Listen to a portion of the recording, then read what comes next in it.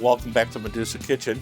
As promised, we're making Pastitsio this week, and I'm going to make another Greek type of dish, moussaka, as well.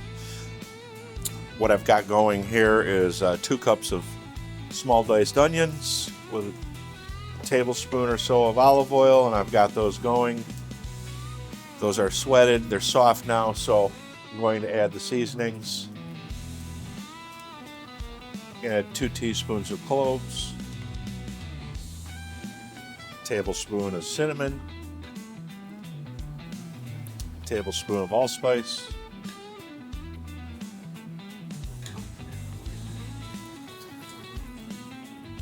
a tablespoon of salt, a good pinch of fresh cracked pepper,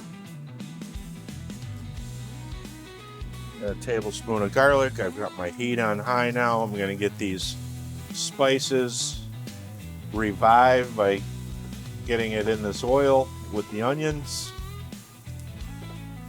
These are our seasonings, the allspice, the clove, and the cinnamon. Got domestic lamb here. It's like an 80-20, meat to fat. Now, the recipe to make a single pan of Pastitsio is 1.5 pounds of lamb, the 1 cup of onions, but because I'm going to show you moussaka today, which is the same meat filling, I'm making a double batch here.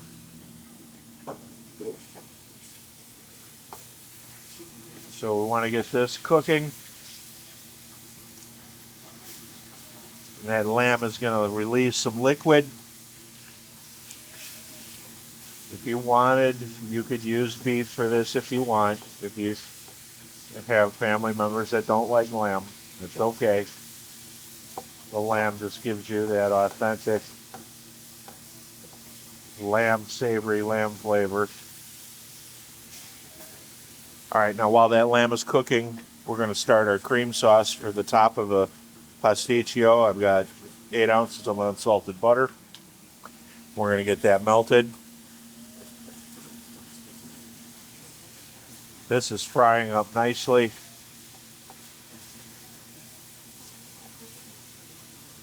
You want to break this meat down so it's more of like a sloppy Joe mixture where it's all a nice texture. You don't want really big chunks of ground lamb in this.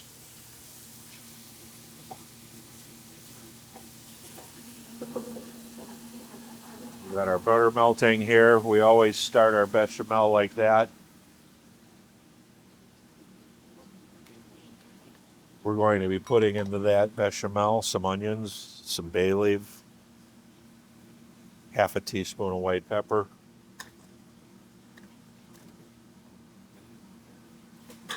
just a touch of salt, not too much because we're going to be putting cheese in that cream sauce. Okay, so the butter is nearly melted. I'm going to add my white pepper, bay leaves, and 1 cup of salt. Again, this is a double recipe. So if you were making just the 1 pan of Pastitsio, there would be 4 ounces of butter, 1/2 cup of onions, 1 bay leaf, 1 teaspoon of white pepper, just a pinch of salt,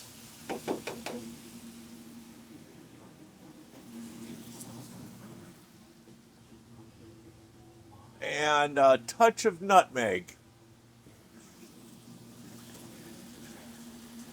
So we're looking at about a teaspoon of nutmeg.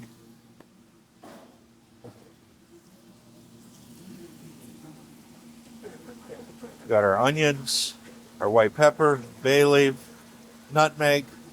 We're going to do this until those onions get a little translucent. This meat is looking really nice. That allspice and that clove in there and that cinnamon will give you that Greek profile. Someone asked if you would make the veal that you had after making with stuff. Yes, the veal piccata we have done some videos on. And we've done the chicken piccata as well. So yeah, we've already done the veal piccata. Just look at our Instagram page and go into the history. So we add equal parts of flour and butter. So we got 8 ounces of butter. We got 8 ounces of flour. You know, our onions are nice and soft. And we're going to cook this roux for about a minute or so it's not raw. We've done roux before when we did that schlaganaki, the pork cutlet. Now, this lamb is pretty close. As you can see, we have a little bit of oil from that lamb. And we're going to add a little bit of flour to the meat mixture as well. And this is going to form a little bit of a roux in our meat mixture. It's going to pick up that fat and it's going to thicken this up a little bit. Okay, now we're going to turn this down to a low heat. We got this roux going for our bechamel. I'm going to add my milk. If we were doing one recipe, we would do a quart. But because we're doing a double, I'm going to add 2 quarts of milk to this. And you add the milk a little bit at a time so it's easy to get those lumps out of there. You know, so I do like a third, and then another third. We'll get ourselves a whip. We'll whip those lumps out. And then we add the rest of our milk. This is how you make a classic bechamel, which is one of the 5 mother sauces. And then this is going to get nice and thick for our cream sauce. I'm going to turn that to medium low so we don't burn it. While our meat is now cooked with that flour, you can see how that meat's kind of thickened up a little bit. We're going to add a good tomato paste. Again, if you were making the one pan, you'd add one of these 6-ounce cans. But because we're making a double, we're going to use 2. I use the tomato paste because it keeps this meat sauce thick. You know, you really don't want this meat sauce to be loose. So that helps us give us some thickness as well. And you have to remember we're going to be baking this again in the oven, so you don't have to cook this very long. You know, you just want to get the meat cooked, and you want to add that flour to get it thickened a little bit. See how it's a nice pasty meat. That's going to give us a nice layer in our pasticcio. It's going to give us a nice tangy tomato flavor because it's concentrated. It's going to complement those spices that we put in there. Those are very warm spices, the clove and allspice and cinnamon, all savory, warm flavors. That's looking good. We've got this on low. And with this bechamel, we want to make sure we get this, because the thickener is already in here. If you don't mix this, it's going to stick.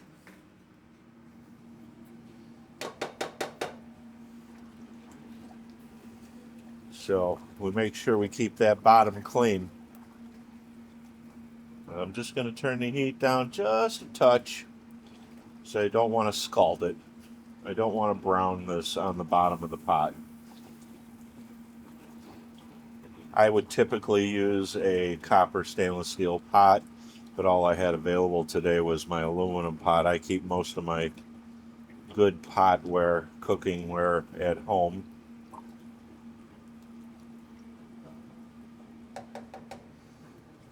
This meat looks really good, and we're going to turn that off. We're just going to let that cool off now while we're waiting for this cream this milk sauce to thicken.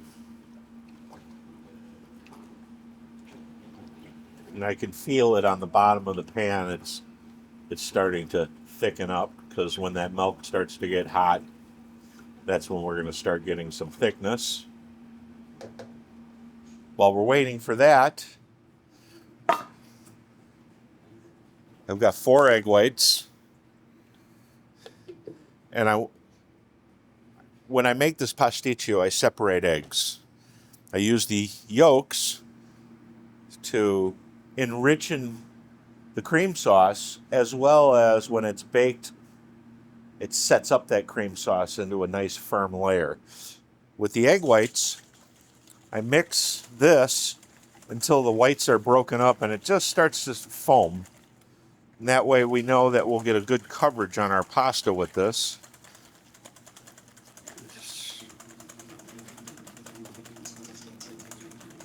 So we want to break these whites up. We don't need to whip it into a whipped egg whites. We just have to break it up so it's not so curdly, you know. We break up these egg whites so they're nice and watery now. I've got 2 pounds of cooked corkscrew pasta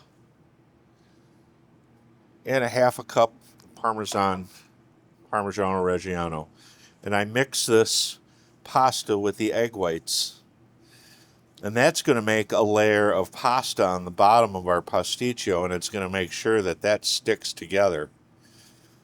And we get that cheese mixed in there, and we put that into our baking dish.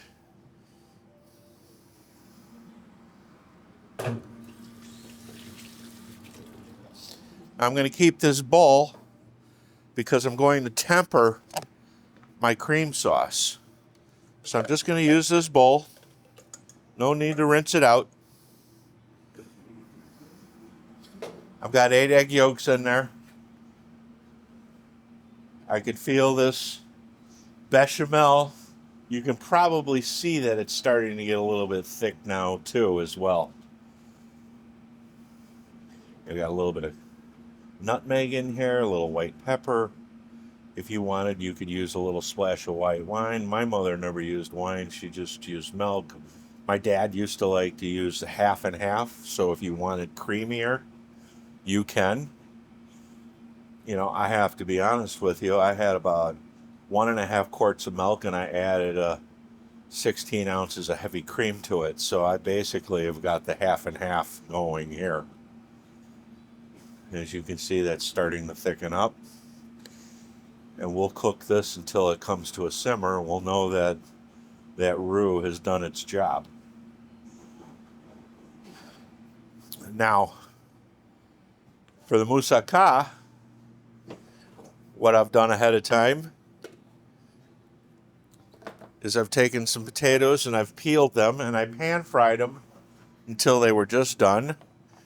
And I sliced some eggplant and I fried these in olive oil as well. You know, but they're still firm, they're still nice pieces, but they are cooked.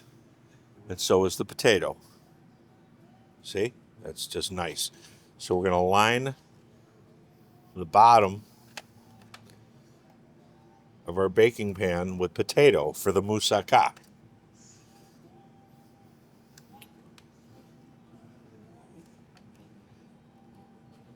And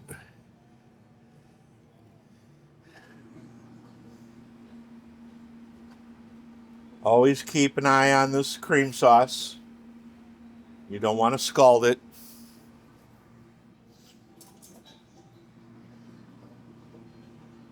Now with the meat sauce for the pasticcio, we're going to put half of this on here. You know, 1.5 pounds total. We get that spread out into a nice layer. And with the moussaka, we're going to use 1/3 of the other half at a time.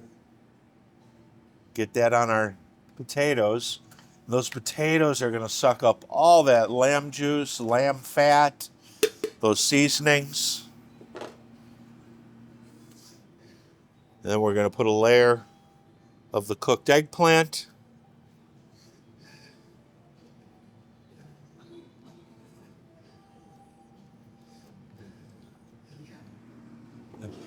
Then we're going to put another layer of meat.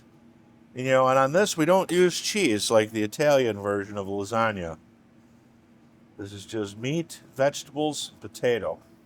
Would you ever bread the vegetables before you make that, or no?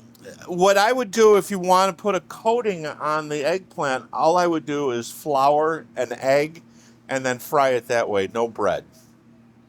Just a nice light coating, flour, shake it off good, egg, and then fry it. That gives you a nice piece of eggplant with a nice coating on it, but the bread seems to be too heavy and it's too much.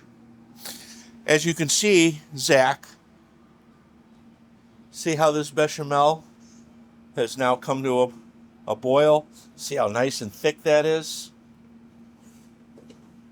We'll just cook that roux out. You know, you just can't pull it off right away. You got to give it a minute or so you don't have that chalky texture in your mouth. And we'll give that another minute while we finish the last layer of eggplant here.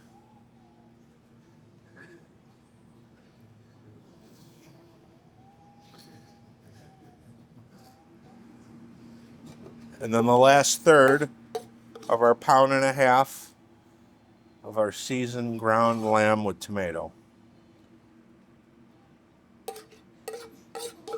And as you can see, that the eggplant is very absorbent. It's going to soak up all that juice as well.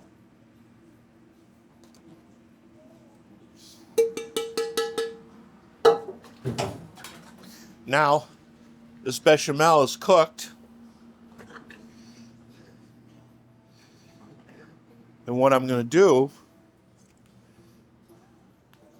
is I'm going to get these eggs mixed up, these egg yolks, and I'm going to temper them. I'm going to heat them up slowly so they don't scramble. So I'm going to take a little bit of my sauce and mix it in to warm up those egg yolks. Because we're going to be adding these egg yolks to the rest of this sauce. And then we're going to pour this sauce over these two Greek lasagnas, the moussaka and the Pastitsio. But you want to add this slowly. There's no hurry, because we just don't want to scramble those eggs. We just want to heat them up.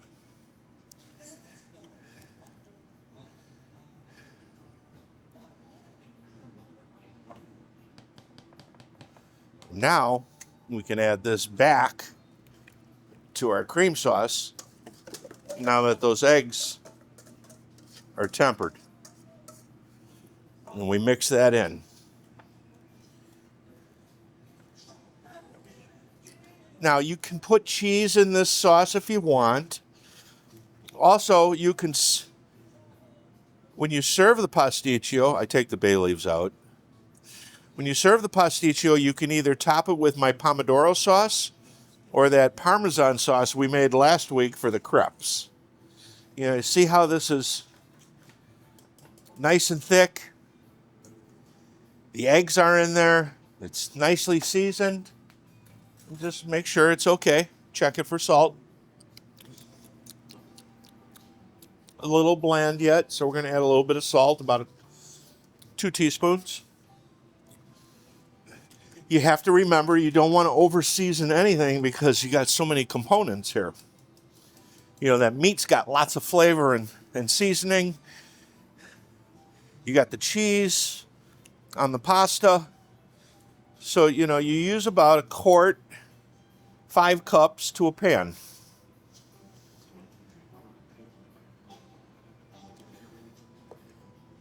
The same thing for the moussaka. You know, you let that slide in there. We're going to be baking these at 375.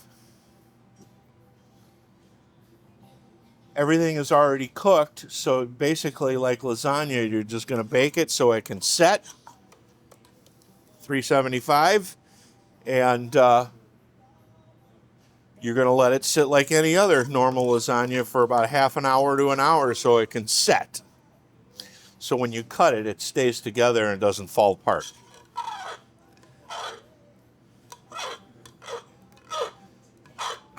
That looks so good. Now, last week, if you were watching the live feed, we had one in the oven. We took it out. We had let it sit for about an hour, and we took a piece out. It looked gorgeous, so refer back to that one to get an idea of what it looks like, because I didn't cook 14 pasticcios today. I wanted to show you how to make pastitsio and moussaka. Now, I sprinkle a little bit of smoked paprika on the top. I like to use the smoked. It just adds another layer of flavor. You know, and whenever you sprinkle paprika, you do it from up high a little bit so you don't get those blotches. This gets put on a sheet pan.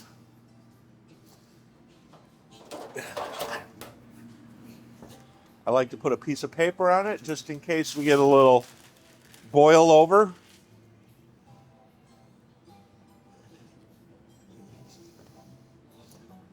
And that's moussaka.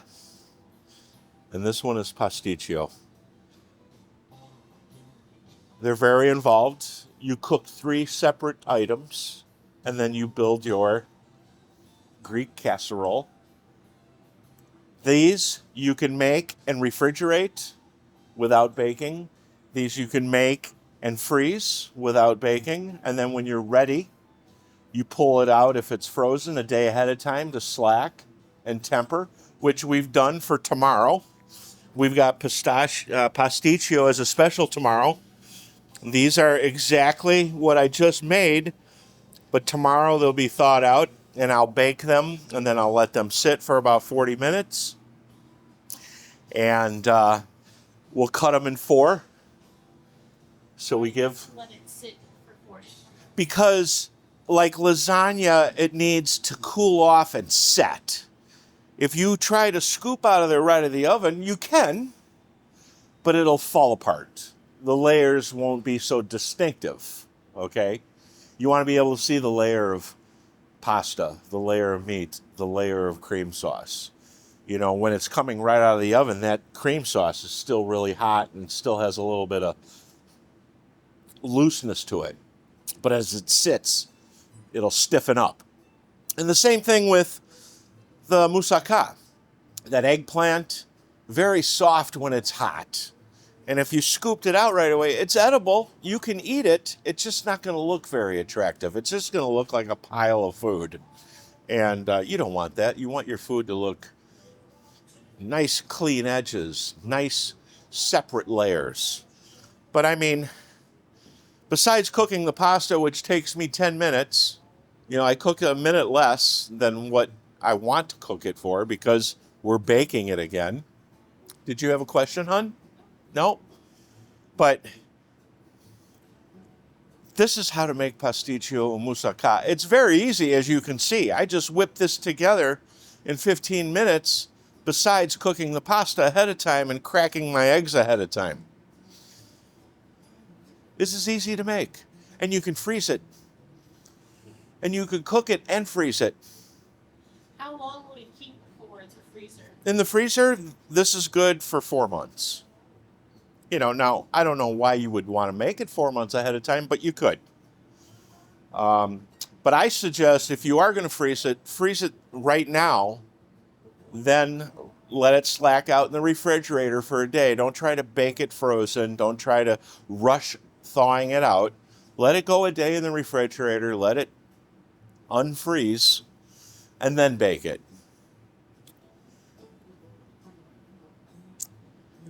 We've had a lot of requests for the tiramisu, so we've decided we'll be doing the tiramisu next week, which is another quick recipe.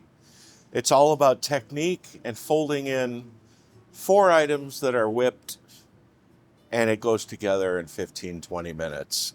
My recipes, I've been making this recipe for years.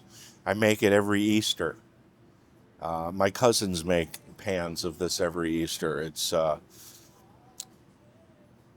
not a dish that you see very often, but it's very easy to make. And today I wanted to show you that how easy it is. So I really appreciate the support and the followers, and I'm having a lot of fun with it. And we're going to do tiramisu next week, and I hope you join us. We were going to do some filming for Greek Easter this Sunday, but Zach was at his bachelor party, so no film on the lamb and the pig and the chickens that I cooked for Easter, but maybe next year. So anyways, thank you so much, and we'll see you next week. All right, Xenia, we'll do some dishes and we'll go home. Hey, that's quick, isn't it?